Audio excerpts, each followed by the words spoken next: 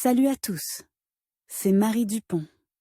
Bienvenue sur ma chaîne dédiée à la propreté, l'élimination des taches, le nettoyage et l'ordre dans la maison. N'oubliez pas de vous abonner à ma chaîne. Continuez à regarder pour découvrir nos astuces du jour. C'est parti. L'armoire est un attribut indispensable de l'intérieur de toute maison. On pourrait croire qu'il n'y a rien de plus facile que de choisir et d'acheter une armoire. Mais non, et dans une affaire aussi peu compliquée se cachent des secrets.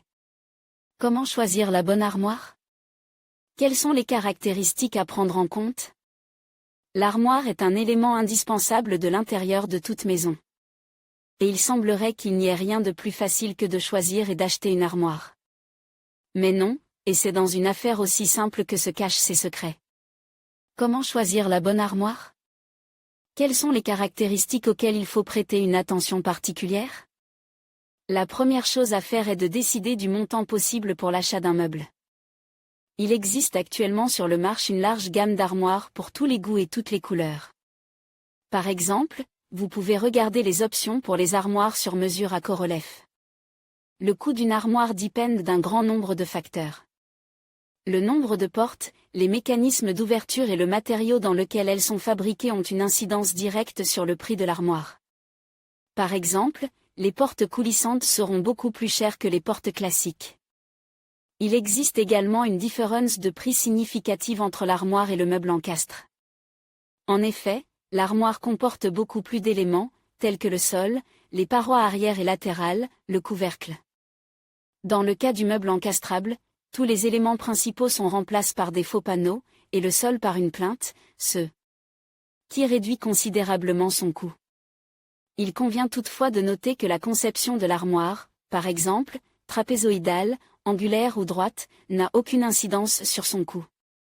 Vous devez d'abord décider si vous avez besoin d'une armoire indépendante ou d'une armoire encastrée.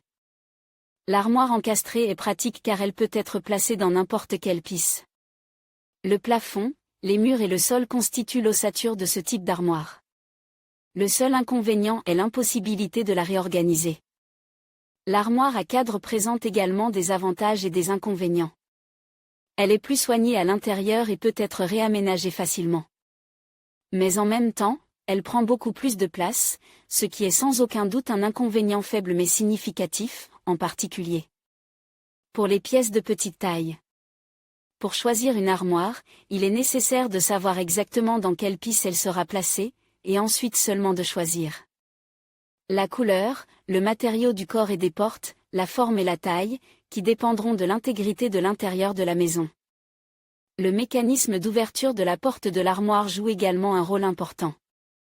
Il en existe deux types, le mécanisme à rouleau et le mécanisme monorail. Le mécanisme à rouleau est moins cher, mais il est aussi moins fiable. La durée de vie d'un tel mécanisme dépend du matériau utilisé pour la fabrication des rouleaux.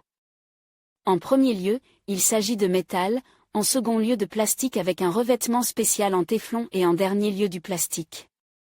Le plus ordinaire, dont les roues ne dureront pas un an. Le mécanisme du monorail est considéré comme étant de meilleure qualité et sa durée de vie est beaucoup plus longue. La capacité de l'armoire coupe dépend non seulement de sa taille, mais aussi de sa configuration interne, nombre d'étagères, de tiroirs, de supports de trépied. Ici, tout dépend des besoins de la famille. Plus on prévoit de ranger de choses dans l'armoire, plus celle-ci doit être spacieuse.